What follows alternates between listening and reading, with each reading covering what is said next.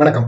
விவசாயிகள் போராட்டத்தை தூண்டும் விதமாக காணொலி பதிவுகளை வெளியிட்ட கிட்டத்தட்ட 180 முகநூல் மற்றும் எக்ஸ் உள்ளிட்ட சமூக வலைதள கணக்குகளை மத்திய அரசு தற்காலிகமாக முடக்கியிருக்கிறது.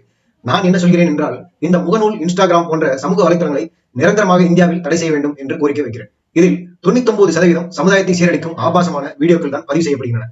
இந்த வீடியோக்களை பதிவு செய்பவர்களுக்கு கொஞ்சமும் வெட்கம், மானம், கூச்சம் கிடையாது. ஏனென்றால் இது போன்ற வீடியோக்களை பதிவு செய்து வியூஸ், லைக்குகளை பெற்று அதன் மூலம் பணம் சம்பாதிப்பது ஒன்றே குறி. சமுதாய அக்கறை, இளைஞர் நலன் மருந்துக்கும் கிடையாது. இன்று ஸ்மார்ட் போன் இல்லாத வீடுகளே கிடையாது. அதிலும் ஒரு வீட்டில் 4-5 போன்கள் கூட இருக்கிறது. சிறு குழந்தைகள், பள்ளி மாணவர்கள் இருக்கிறார்கள். அத்தனை போன்களிலும் பேஸ்புக், இன்ஸ்டாகிராம் இருக்கிறது.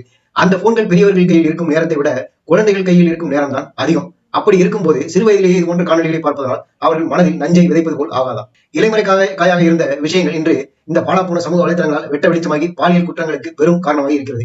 உண்மையில் உங்கள் பிள்ளைகள் மேல், இந்த சமுதாயத்தின் மேல் உங்களுக்கு அக்கறை இருந்தால் இதற்கு ஆதரவு தெரிவிங்கள். மத்திய அரசு பேஸ்புக், இன்ஸ்டாகிராம் போன்ற சமூக வலைதளங்களுக்கு கடிவாளம் போடுங்கள் அல்லது நிரந்தர தடை விதியுங்கள். தப்பில்லை.